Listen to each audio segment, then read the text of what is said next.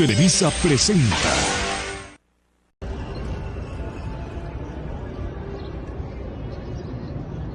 Historia del Munal. Su historia se remonta desde 1626, siendo antiguo noviciado de la Compañía de Jesús. Posteriormente, para 1904, durante el Porfiriato, se conocería como el Palacio de Comunicaciones y Obras Públicas, edificio diseñado por el arquitecto italiano Silvio Conte, y que a su vez sería erigido sobre el predio donde se ubicó el antiguo Hospital de San Andrés, lugar donde se resguardó durante 3 meses el cadáver de Maximiliano de Habsburgo, con el propósito de ser embalsamado. Para 1954, la Secretaría de Comunicaciones y Transportes se mudaría a un nuevo edificio, ocasionando que este quedara en múltiples funciones, hasta que en 1982 se le fue entregado por decreto del presidente José López Portillo a la Secretaría de Educación Pública, dando iniciativa para que el IMBAL comenzara un proyecto para la apertura de un museo nacional, hasta que para el 23 de julio de ese mismo año, el MUNAL abría sus puertas, con la función de exhibir, conservar, estudiar y difundir obras de arte producidas en México. Reconocimiento del arte en México. Con el propósito de cambiar la imagen de México hacia otros países, durante el mandato de Porfirio Díaz y con la idea de progreso caracterizada bajo su régimen, que no solo se iniciaron construcciones de edificios históricos en México, sino también se llevaron a cabo múltiples exposiciones a nivel internacional, que daban a conocer el arte dentro de nuestro país, siendo algunas exposiciones mencionadas como la Exposición Panamericana de 1901 en Buffalo, Nueva York, en donde se participó con música, ceremonias y el evento Mexico Day, pues el propósito de esta feria mundial era el reconocimiento del crecimiento e independencia de las naciones del hemisferio occidental. Exposición Universal de San Luis en 1904, coordinada por la Louisiana Peugeot Exposition Company y el gobierno de Estados Unidos. Mismo año en que se dieron los Juegos Olímpicos de Saint Louis, acontecimientos deportivos que fueron ensombrecidos por la Exposición Universal, siendo el pabellón en México destacado, además de sus piezas por la presencia de un empresario de origen tehuantepec, Juan C. Romero.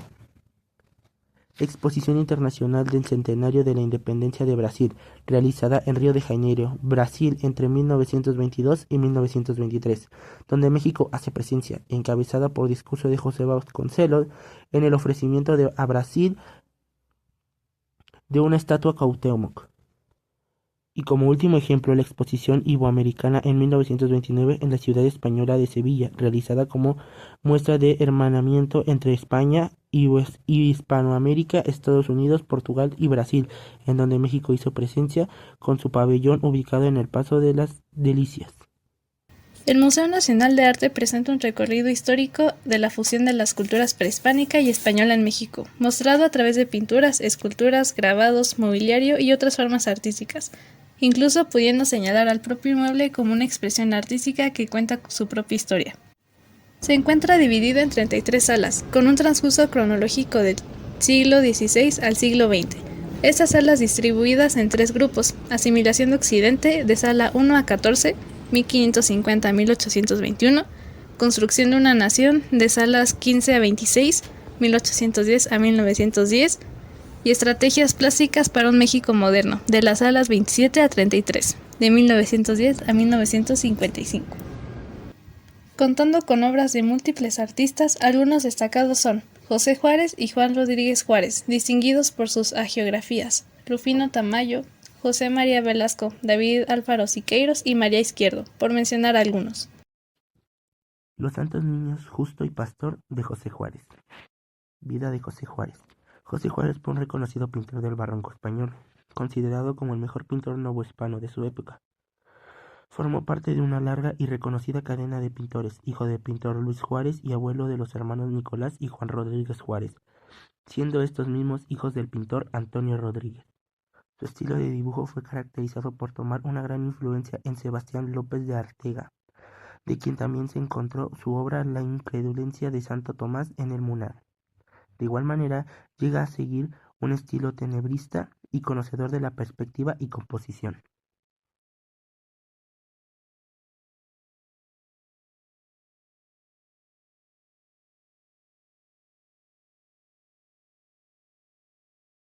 Descripción de la pintura. En esta obra del pintor podemos detonar todas las cualidades describiéndola como una obra maestra sin duda alguna. En esta hagiografía presenta a Justo y Pastor, 2 niños hispano-romanos de no más de 9 años, quienes fueron ejecutados en el 300 en Alcalia de Henares durante la persecución de Diocleciano, o también llamado como la Gran Persecución, debido a ser la última y más sangrienta matanza contra los cristianos en el Imperio Romano, causando que estos niños, al negarse a abjurar contra el cristianismo, sean considerados mártires. En la composición de la pintura podemos detonar a los ángeles recibiendo a los niños como objeto principal para nuestra vista, mientras que en la parte central izquierda se muestran a los niños hincados a una autoridad, siendo acetados por un hombre, para después, al dirigir nuestra vista a la parte central derecha, encontrar a estos niños ya ejecutados a la vista de la gente, tratándoseles como una mera exhibición. Reflexiones y retrato de su importancia histórica. A través de elementos representativos que el autor busca transmitir sentimientos como la piedad, la fe y la perseverancia, siendo la palma un símbolo del triunfo del mártir, aquel que murió por su fe. De igual manera, se puede encontrar flores tiradas y esparcidas por los ángeles, mientras estos mismos, en el momento que se abre la gloria, llegan a colocar coronas de flores sobre los niños, lo cual podrá llegar a ser un simbolismo acerca de su infancia perdida al morir, su pureza y belleza. Por último, podemos encontrar en la parte superior a un cordero rodeado por ángeles serviciales y amorcillos, animal que representa al mismo Jesucristo, al Cordero de Dios por excelencia. Por lo anterior, y teniendo en cuenta que la obra fue realizada durante la Nueva España, en el proceso de evangelización y dominio, este tipo de artistas no hicieron otra cosa más que fomentar ese apego hacia el cristianismo en esta sociedad, llegando a inculcar la idea de mejorar darse a matar que renunciar a su fe, obra que sirve como representante a los muchos otros artistas religiosos de la época, y como sus pinturas llegaron a formar parte de la construcción de esta religión en Nueva España. Leandro ingresa a la Academia de San Carlos a la edad de 17 años, en 1884. Años después recibe una pensión de parte del gobierno de Porfirio Díaz, apoyándolo con una estancia artística en Europa, lo que provoca que se vea comprometido a realizar obras de carácter histórico, incluyendo al Suplicio de Cuauhtémoc. De igual forma es un artista también conocido por realizar copias de las obras de Diego Velázquez, una de ellas siendo la distinguida pintura Las Meninas.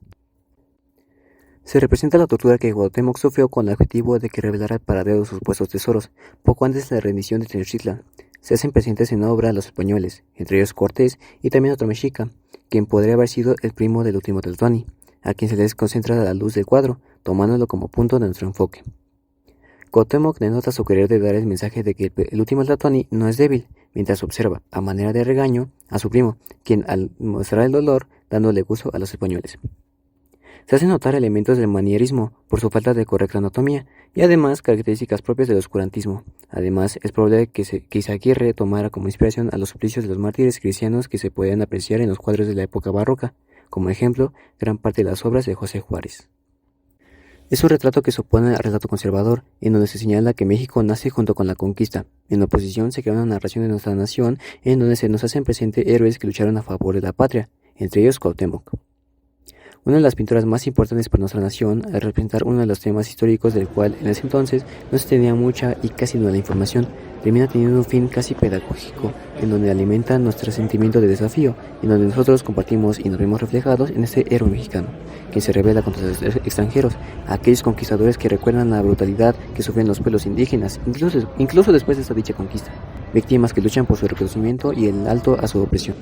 A fin de estas reflexiones y haber señalado lo que fueron a nuestros ojos pinturas dignas de incluso un mayor reconocimiento del que actualmente gozan, entendemos la importancia del arte en nuestra sociedad y cómo su evolución e influencia en todos los rincones del mundo es algo que no se puede evitar, pues, al fin y al cabo, es un conocimiento político, histórico y sentimentalista, que expresa lo sustancial de cada tiempo, es una característica perfeccionada por el ser humano que siempre nos acompañará. El arte en México cuenta la historia que se ha cultivado durante años en este territorio, que ha pasado por múltiples etapas, convirtiéndolo en un lugar diverso de pensamiento, voces que merecen ser escuchadas y puestas en observación, para alimentar nuestro propio conocimiento futuro. Es en esto que, a nuestro parecer, germina la importancia de un estudio histórico del arte.